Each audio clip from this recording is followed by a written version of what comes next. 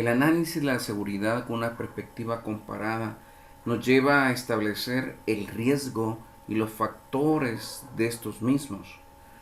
Si entendemos el riesgo como la probabilidad de que un peligro se manifieste y en consecuencia se produzca un accidente, entonces estamos inmersos dentro de eso.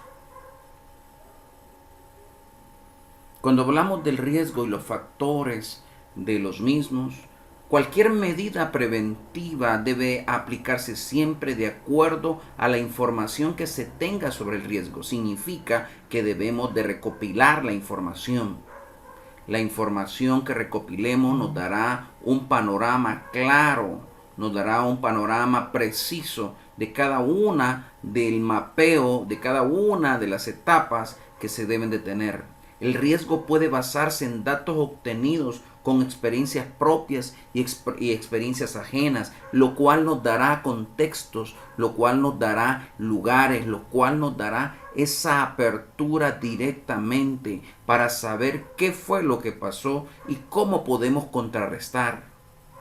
El riesgo puede ser expresado de una forma cualitativa, pero mucho ojo cuando hablamos de lo cualitativo, porque estamos evaluando subjetivamente la frecuencia y la severidad de los eventos ocurridos a lo largo de un periodo de trabajo. Cuando esto se expresa en cifras, se está aplicando una evaluación cuantitativa y es a la cual debemos de apostar, porque la información cualitativa es demasiado subjetiva y esa nos puede provocar, en este caso, niveles de eficiencia muy nulos y de eficacia, por supuesto, inciertos.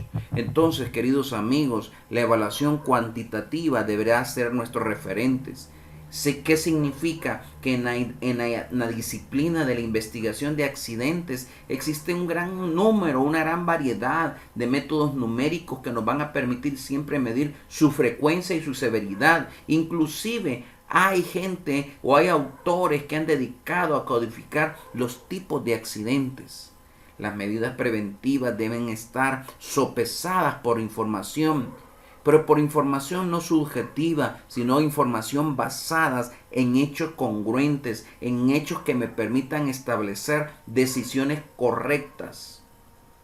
Los factores de riesgo son todas aquellas circunstancias que puedan contribuir a que se produzca un accidente de trabajo, y eso no hay que perderlo de vista.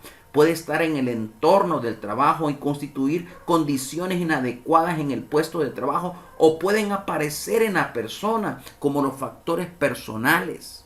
Y en eso tenemos que tener claridad. ¿Cuáles son los factores de riesgo? Existen también los personales, pero también los que responden a un contexto.